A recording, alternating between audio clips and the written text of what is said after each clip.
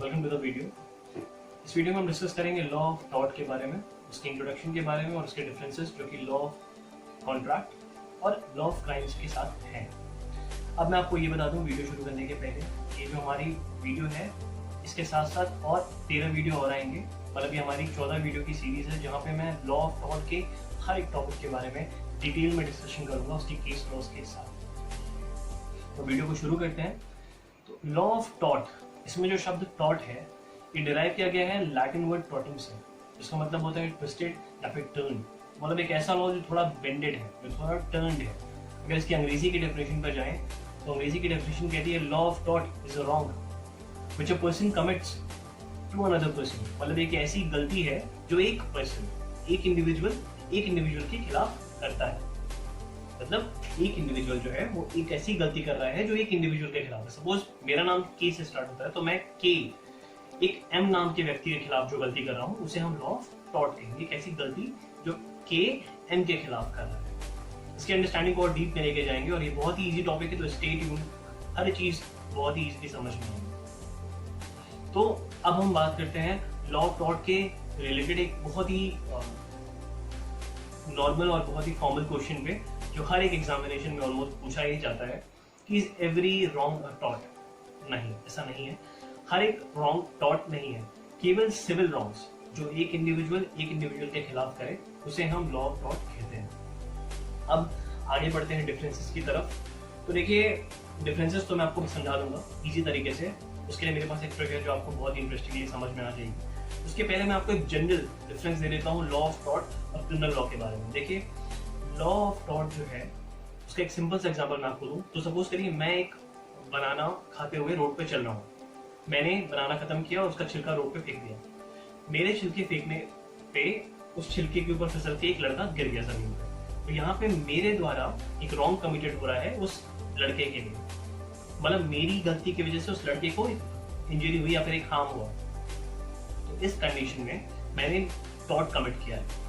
इस कंडीशन में मैंने टॉर्ट कमिट किया। मेरी वजह से, मैं एक इंडिविजुअल हूँ, मेरी वजह से एक दूसरे इंडिविजुअल को तकलीफ हुई, तो मैंने यहाँ पे एक टॉर्ट कमिट किया है। अब यही मैं आपको एक और एग्जांपल देता हूँ जो कि लॉ ऑफ क्राइम का है। सपोज करिए मैं रोड पे चल रहा हूँ एक पिस्टल लेके और मैंने एक एम नाम के व्यक्ति को शूट कर दिया अपने पिस्टल से।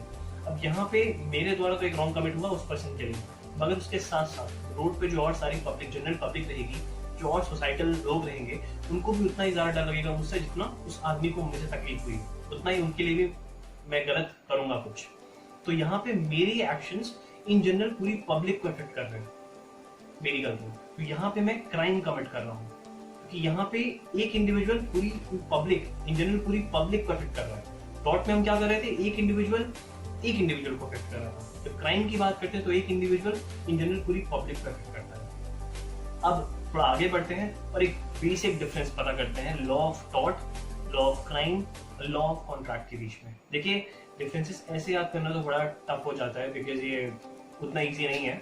डेफिनेशंस के थ्रू लोग पेजेस पे पेजेस लिखते जाते हैं, पर फिर भी मैं आपको एक सिंपल सा और बहुत ही इजी तरीका बताऊंगा जिससे आप एग्जाम्स में भी लिख पाएंगे डेफिनेशंस को अच्छी तरीके से और उतनी आसानी से आपको चीजें याद भी हो पाएंगी। तो एक सिंपल सी एब्रीविएशन मैंने तैयार कर रखी है जो कि है CC मैन।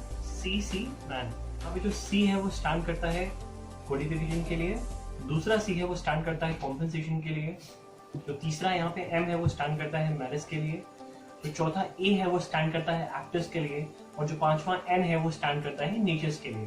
तो हम यहाँ पे बेसिकली इन 5 वर्ड्स का इस्तेमाल करके इन तीनों लॉ में डिफरेंसेस पता करेंगे, जहाँ पे हम कोडिफिकेशन, कॉम्पेंसेशन, मैलिस, एक्टर्स और नेचर्स के थ्रू इन तीनों लॉज में डिफरेंस पता करेंगे। तो अब मैं आपको एक एक करके डिफरेंसेस बता देता हूँ। पहला पार्ट है कोडिफिकेशन। जब कोडिफिकेशन की बात करते हैं लॉ ऑफ टॉर्ट में, तो हमें ये समझ लेना पड़ेगा कि लॉ ऑफ टॉर्ट जो है वो हाईली अनकोडिफाइड है। उसकी रीजन ये है कि लॉ ऑफ टॉर्ट जो है वो पुराने कॉमन लॉ से लेके बना हुआ है, जो 19th और 20th सेंचुरी में बहुत ज्यादा प्रिविलेज में थे। जब हम बात करते हैं कोडिफिकेशन को लेके लॉ ऑफ कॉन्ट्रैक्ट में, तो हम ये जान पाएंगे कि लॉ ऑफ कॉन्ट्रैक्ट जो है वो कोडिफाइड है, बट कुछ जनरल प्रिंसिपल्स में एक्सेप्शंस हैं। जब हम बात करते हैं कोडिफिकेशन की लॉ ऑफ क्राइम्स में, तो हम ये जान पाएंगे कि लॉ ऑफ क्राइम जो है वो हाईली कोडिफाइड है। इंडियन पीनल कोड 1860, जिसमें ऑलमोस्ट हर एक पनिशमेंट डिफाइन की गई है हर एक पर्टिकुलर क्राइम के लिए। तो इसका मतलब ये है कि जो लॉ ऑफ क्राइम है वो हाईली कोडिफाइड है, जो लॉ ऑफ कॉन्ट्रैक्ट है वो कोडिफाइड है, बट कुछ एक्सेप्शंस के साथ। जब लॉ ऑफ टॉर्ट की बात करते हैं तो वो अनकोडिफाइड है। करते हैं हमारे दूसरे एब्रीविएशन, जो कि दूसरा सी था, इसका मतलब है कंपेंसेशन। जब लॉ ऑफ टॉर्ट में हम कंपेंसेशन की बात करते हैं तो हम ये जान पाते हैं कि जो लॉ ऑफ टॉर्ट में जो डैमेज अवॉर्ड किया जाता है वो अनलिक्विडेटेड डैमेजेस के रूप में अवॉर्ड किया जाता है। अनलिक्विडेटेड डैमेजेस और लिक्विडेटेड डैमेजेस क्या होते हैं? अनलिक्विडेटेड डैमेजेस में जो कंपेंसेशन होता है वो पहले से डिसाइडेड नहीं होता, या फिर जो पनिशमेंट होती है वो पहले से डिसाइडेड नहीं होती है, वो जज केस के रेलेवेंस पे डिसाइड करते हैं। लेकिन जब लिक्विडेटेड डैमेजेस की हम बात करते हैं तो जो पनिशमेंट्स होती हैं वो पहले से डिसाइडेड होती हैं, एक फिक्स्ड पनिशमेंट होती है लिक्विडेटेड डैमेजेस में। यही फर्क होता है अनलिक्विडेटेड और लिक्विडेटेड डैमेजेस में। अब जब हम बात करते हैं लॉ ऑफ कॉन्ट्रैक्ट में, तो लॉ ऑफ कॉन्ट्रैक्ट में जो डैमेजेस है वो लिक्विडेटेड होते हैं, जो कि कैलकुलेटेड या फिर स्टिपुलेटेड किए जा सकते हैं। देखिए, एक मैं आपको जनरल आइडिया दे देता हूँ कि लॉ ऑफ कॉन्ट्रैक्ट में क्या होता है। लॉ ऑफ कॉन्ट्रैक्ट में दो पार्टीज एक अग्रीमेंट में आती हैं एक पर्टिकुलर आइडिया को लेके कि तुम मेरे लिए ये कर लो, मैं तुम्हारे लिए ये कर लूंगा, उसके बदले में मैं तुम्हें ये दे दूंगा, तुम मुझे ये दे देना। तो इस केस में वो उस अग्रीमेंट में ही डिसाइड कर लेते हैं कि अगर ये पूरा नहीं हो पाया तो मुझे तुम्हें ये देना है और तुम्हें मुझे ये देना है। तो इस सिनेरियो में अगर हम जाएं तो हम ये जान पाएंगे कि जो डैमेजेस हैं वो अवॉर्डेड होते हैं स्टिपुलेटेड और कैलकुलेटेड वे में, जहाँ पे पहले से ही कैलकुलेटेड होता है कि हमें इसके लिए ये डैमेज देना पड़ेगा। फिर जब हम बात करते हैं क्रिमिनल लॉ की, तो क्रिमिनल लॉ में जो एक तरीके से फाइन के रूप में इम्पोजिशन होता है, तो जो डैमेजेस का वहां पे कोई रोल नहीं होता। डैमेजेस जो होते हैं वो बेसिकली लोगों को दिए जाते हैं, मगर क्राइम जो है वो लार्ज स्केल पे होता है, सोसाइटी में होता है। तो यहाँ पे फाइन्स कलेक्ट किए जाते हैं स्टेट के द्वारा। तो यहाँ पे इंडिविजुअल को कोई फायदा नहीं होता, अगर किसी ने कुछ गलती की है तो उसके लिए स्टेट उससे फाइन कलेक्ट करता है। अब हम बात करते हैं हमारे तीसरे एब्रीविएशन पे, जो कि है मैलिस। तो जब हम टॉर्ट की बात करते हैं तो मैलिस बहुत ही कम होता है, एक्सेप्ट एक दो केसेस में जहाँ पे मैलिशियस प्रोसिक्यूशन है, वहां पे मैलिस की हम बात करते हैं। जब हम बात करते हैं लॉ ऑफ कॉन्ट्रैक्ट में, तो लॉ ऑफ कॉन्ट्रैक्ट में भी बहुत कम मैलिस होता है। लेकिन जब हम क्राइम की बात करते हैं तो क्राइम में मैलिस और इंटेंशन एक बहुत बड़ा रोल प्ले करते हैं। उसके कमीशन, उसके ओमिशन के लिए बहुत बड़ा रोल प्ले करते हैं। ये प्रूव करने के लिए भी कि ये क्राइम है कि नहीं, इसके लिए भी इंटेंशन और मैलिस, मोटिव जिसको हम कहते हैं, बहुत ही बड़ा रोल प्ले करती है। अब हम बात करते हैं हमारे चौथे लेटर पे, जो कि था ए एब्रीविएशन में, जिसका मतलब है एक्टर।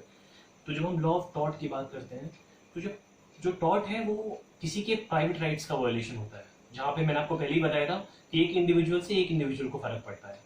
अब यही जब एक्टर्स हम लेके जाते हैं लॉ ऑफ कॉन्ट्रैक्ट में, तो यहाँ पे भी किसी के प्राइवेट राइट्स का वायलेशन होता है ना। दो इंडिविजुअल्स आपस में कॉन्ट्रैक्ट करते हैं, उनके एग्रीमेंट्स होते हैं, उसके बेसिस पे वो डिसाइड करते हैं कि किस तरह से कॉन्ट्रैक्ट में आगे बढ़ेंगे, किस तरह से कॉन्ट्रैक्ट में पीछे जाएंगे।